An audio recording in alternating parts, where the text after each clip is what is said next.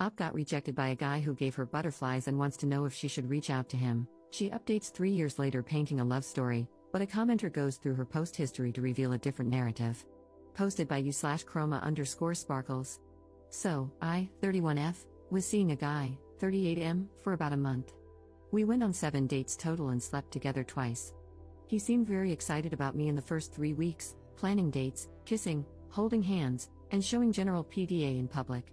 He paid for every meal and activity, and he texted me daily. We had great conversations, and everything seemed to be heading toward us happily dating. Then, this past week, I suddenly noticed him slow fading me. Yesterday, when I asked if he was available at all this week, he sent me a text apologizing profusely, saying he thinks we should see other people. I simply replied, while bawling my eyes out, "It's okay. Good luck with everything."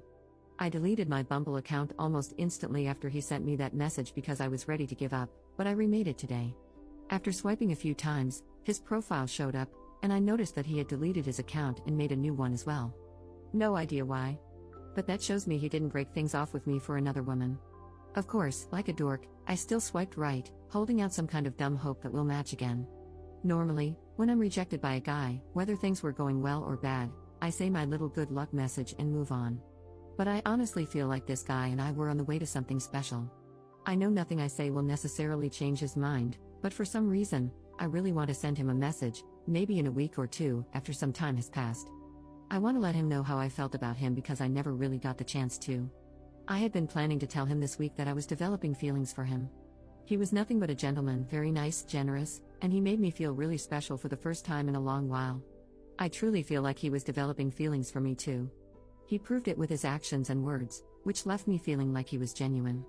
So, for him to end things so abruptly has kind of left me confused.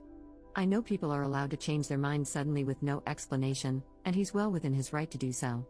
I'd be lying if I said I wasn't hoping the message would get him to change his mind or, at the very least, open the door for us to talk more about what happened. But I'm not a complete fool. I know it's more than likely that he will read it and not respond, even though we didn't end on bad terms.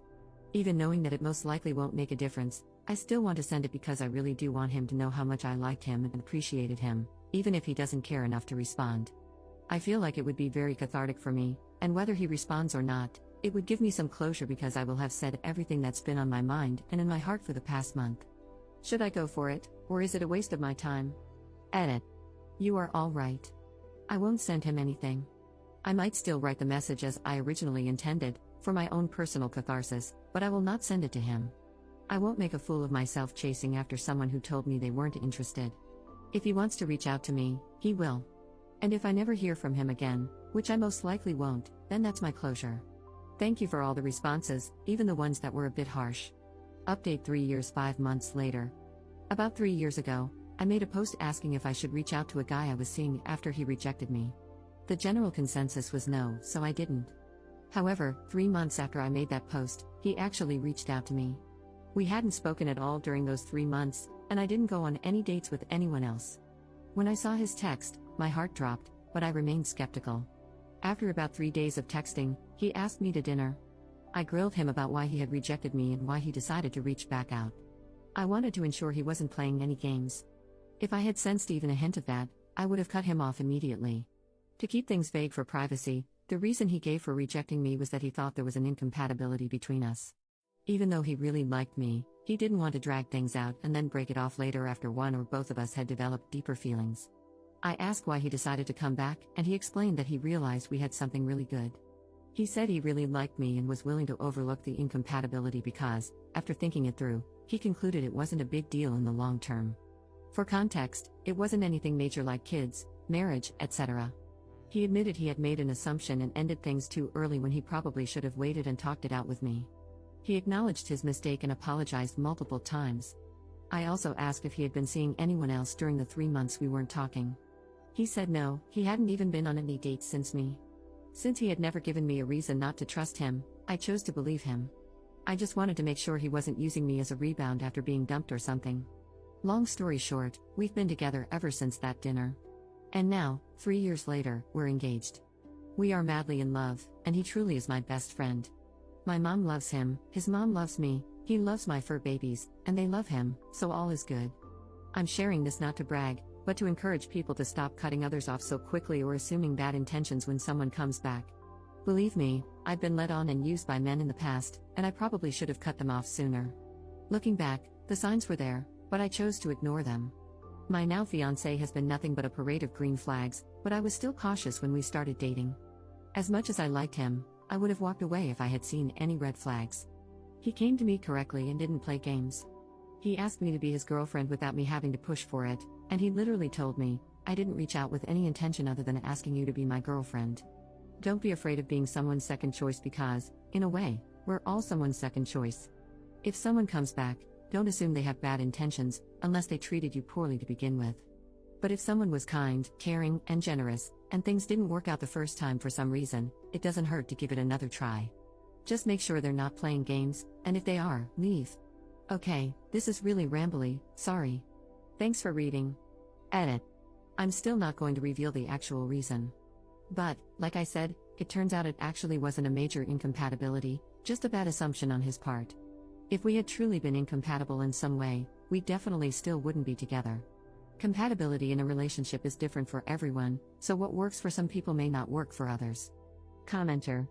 Listen, I'm not trying to be messy or rude about Op, but there's a lot of context about her romantic life left out from her posts, both before and after this instance.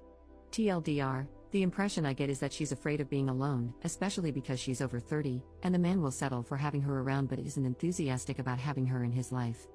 Outside of her talking about her dogs and weight loss, all of her posts are about her love life. 6 years ago, in our /dating over 30, she complains about being ghosted by 3 potential romantic partners in 2 days. She estimates she's matched with 200 profiles in the past week on 2 platforms without any results. 5 years ago, in our /dating over 30, she's talking to 2 guys from online dating platforms. The 2 conversations always turn to cuddling, even when she steers away from that topic.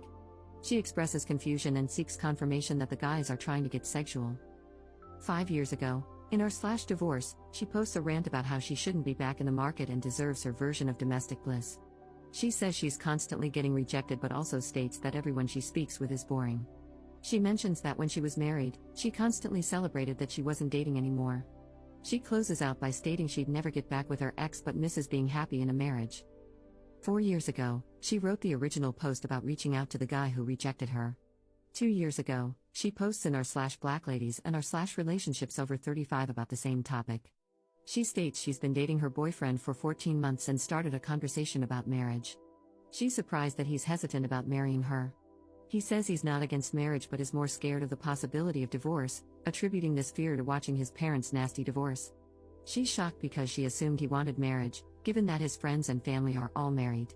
She ends by panicking about whether he wants to marry her and wonders if she should give up the desire for a legal marriage to hold on to the relationship. Op waffles between saying she's not waiting for him and mentioning that part 2 of the conversation is coming soon.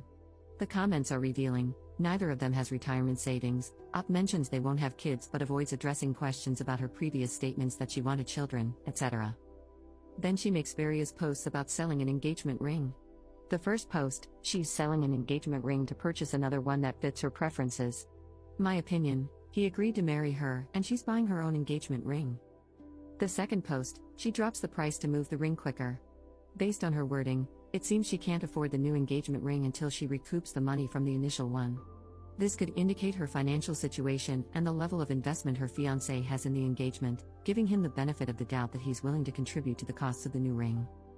The third post, she asks for opinions on the different stones she's considering, wanting a moissanite stone as close to a diamond as possible, and posts a video of the loose stone she chose. Then 7 days ago, she posted the update to her original post, the one about reaching out to the guy who rejected her. My thoughts: I don't know if Op comes from a conservative background or grew up on Disney movies /rom-coms, but she seems very male-identified and views marriage as a rite of passage into the top tier of adulthood. She's mentioned in comments that people gain social capital when they get married and that she doesn't want to grow old as someone's girlfriend. I think she's willing to give up her actual wants if it means getting a husband. She has a pattern of deferring to the man in her relationships, even if it means taking on the bulk of the risk.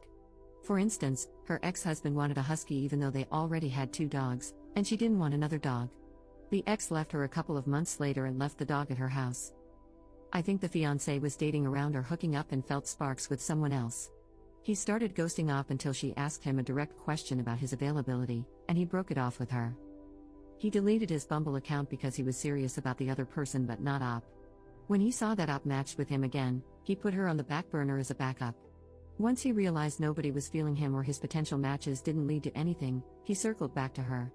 He returned with a half-truth, claiming he made an assumption about their incompatibility, which, to me, translates to liking her well enough but not being invested enough to confirm their compatibility.